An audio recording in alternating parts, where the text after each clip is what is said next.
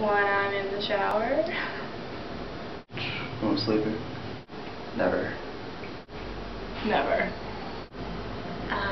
Never. Like never. Never. I always have it.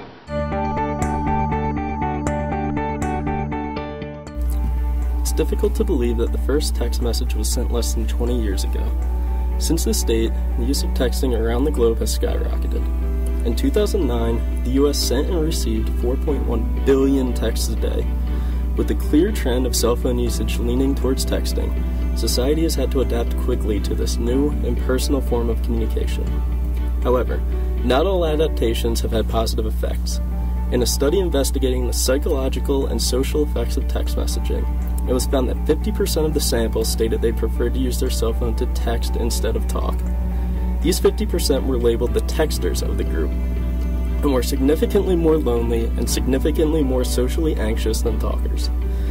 Because 50% of the population is more comfortable communicating without actual interaction in person, society is starting to suffer from less and worsened communication. Maybe 100 or so. About 300 a day. More than 50. Probably at least 100. 50 to 75. Say anywhere from 250 up to 1,000. Text. I think probably text is easier. Text, definitely. Talk. Text. All the time during class. I felt them all the time. Yeah, it's happened. I had a BlackBerry, but I have an iPhone now. Yeah. Additionally, according to an article in the New York Times titled "Texting May Be Taking a Toll," the phenomenon is beginning to worry physicians and psychologists who say it is leading to anxiety, distraction in school, falling grades, repetitive stress injury, and sleep deprivation. These experts also express that texting is making it more difficult for adolescents to break free from their parents as they grow up, since communication ties can be held open constantly. Also, since there is pressure to respond immediately, students get distracted often and have difficulty staying on task. As texting continues to make us more interconnected in America, we need to ask ourselves if in the process of becoming interconnected, are we becoming less familiar, more independent, and actually isolating ourselves?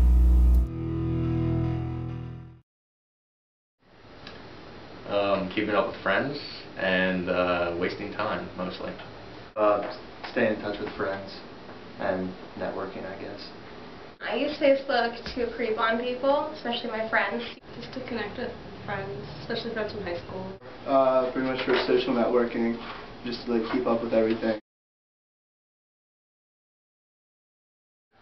About 643. I think about 950, maybe? 673. 700, 800 maybe. About 350. 1,935. Maybe 40. Really close friends? Probably like 10. Close. Okay, probably around 200 or 300. 200. 100? I have no idea.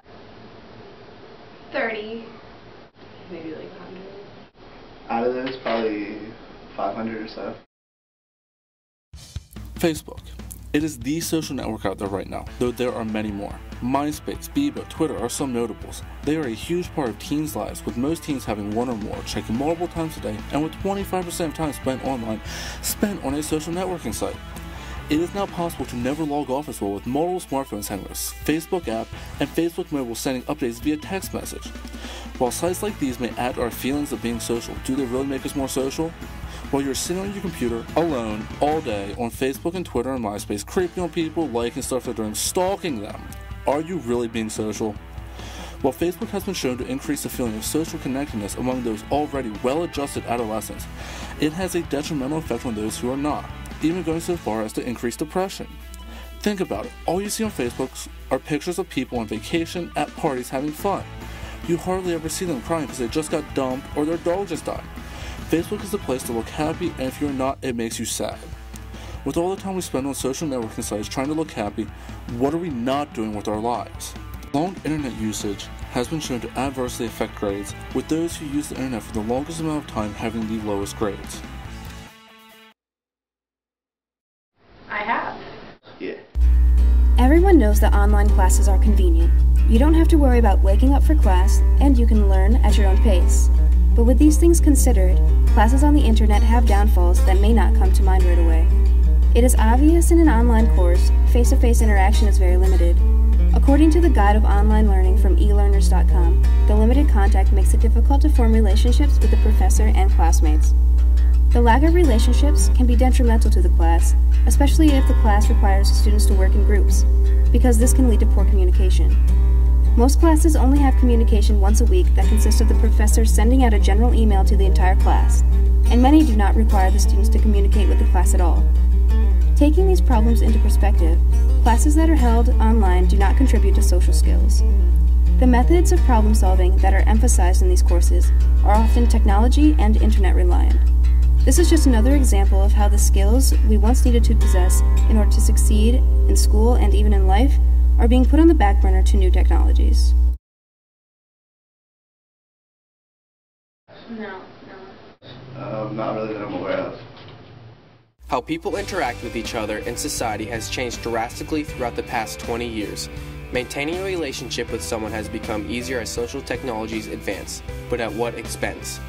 Although these social networks and cell phones allow people to create many different relationships, society is losing the intimacy once found when meeting someone face to face.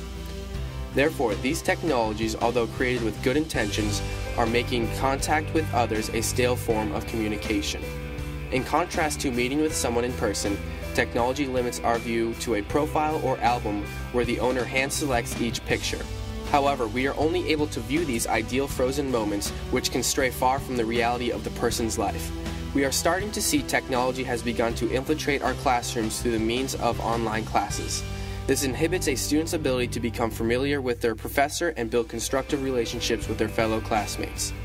Although technology has helped improve our society in many ways, we must remember as humans we are created as social beings who are meant to physically interact with each other. Stop letting other mediums do the talking and use what comes naturally to you, your voice. I'm familiar with them, though I couldn't give you the exact meaning. I have no idea. I know it's the messaging system, but I don't use it. No. No. Nope. SMS is a type of texting? Yeah, multimedia messages.